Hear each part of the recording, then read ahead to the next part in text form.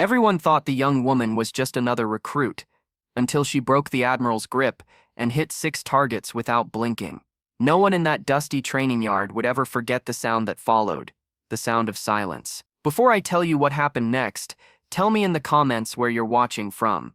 I love knowing who's listening. The day had begun like any other on the naval range. The air was thick with tension and salt from the nearby sea, rifles lined up neatly under the scorching sun. But when Lieutenant Harper arrived, the murmurs began. She was the only woman in the unit.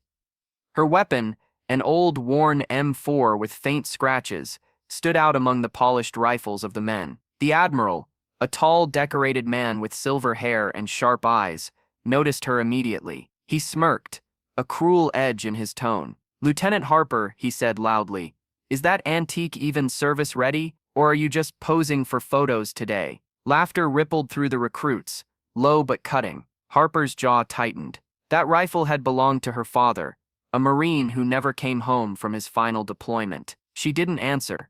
She just loaded her weapon, calm and quiet. But the Admiral wasn't done. He stepped closer, his boots grinding the sand. "Let me see that," he ordered, reaching for her rifle. Her heart slammed in her chest. For a moment she froze, torn between protocol and pride. But then his hand wrapped around the barrel, and something inside her snapped. "Hands off my rifle, sir," she said, steady, but sharp as steel. The men around them went silent. Even the wind seemed to pause. When the Admiral pulled harder, Harper's training kicked in. In one smooth, lightning-fast motion, she twisted her arm, broke his grip, and stepped back. The rifle came free, her stance perfect. Without hesitation, she turned toward the range, and in less than 5 seconds, fired 6 clean rounds, 6 targets, 6 headshots. Each one echoed like a heartbeat through the stunned silence. The Admiral didn't speak. He just stared at her, at the targets, and at the power he'd tried to humiliate.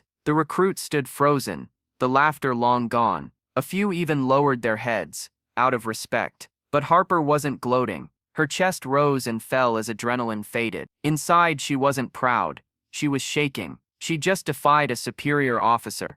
And yet, she'd defended the memory of the man who taught her what a rifle really meant. Later that afternoon, word spread across the base. Some called her reckless. Others called her brave. The Admiral, humiliated but silent, left the range without another word. That evening, Harper sat alone on the steps of the barracks, staring at the sunset turning the sky copper. She could still feel the weight of every eye that had watched her, every judgment, every whisper. Then the crunch of boots on gravel broke her thoughts. She looked up. It was the Admiral. He stopped a few feet away, the wind tugging at his uniform. "Lieutenant," he said quietly, "your father was Sergeant Major Daniel Harper, wasn't he?" Her throat tightened. "Yes, sir." The Admiral nodded slowly. "He saved my life once, in Kandahar. I didn't realize, until I saw the mark on your rifle, the one he used to carve." He took a step closer, his voice low. "You did right to protect it. He would have wanted that."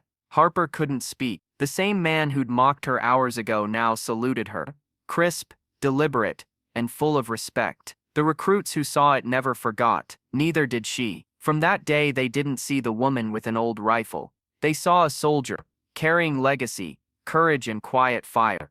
Because courage isn't loud, it stands its ground when the world tries to take it away. And sometimes, the weapon they underestimate is the one that never misses. If this story moved you, hit that like button, subscribe, and tell me in the comments, would you have stood your ground like Harper did? I'd love to know your thoughts.